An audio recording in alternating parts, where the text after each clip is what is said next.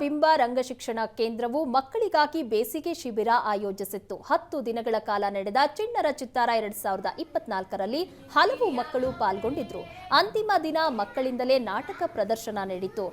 ಎಲ್ಲಿದ್ದೀಯ ಕವಡೆ ಮತ್ತು ಬಣ್ಣದ ಲೋಕ ನಾಟಕವನ್ನ ಪ್ರದರ್ಶಿಸಿದ್ರು. ಮುಖ್ಯ ಅತಿಥಿಯಾಗಿ ಪಾಲ್ಗೊಂಡ Asianet Suvarna news output head Shobha MC ಪ್ರಶಸ್ತಿಯನ್ನ ವಿತರಿಸಿದ್ರು. ವಿಜಯನಗರ ಬಿಂಬದ ಅಧ್ಯಕ್ಷೆ Shobha Venkatesh, secretary doctor S V. Kashyap ಹಾಜರಿದ್ದರು.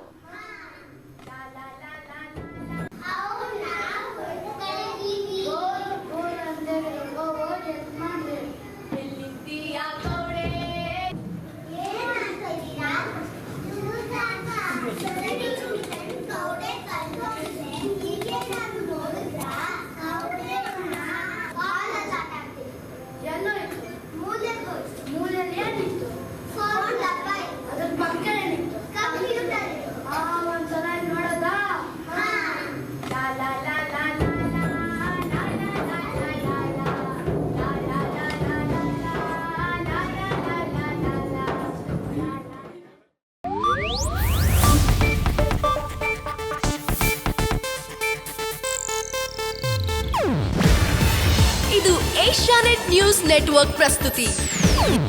ನೀವು ನೋಡ್ತಿದ್ದೀರಾ ಏಷ್ಯಾನೆಟ್ ಸುವರ್ಣ ನ್ಯೂಸ್.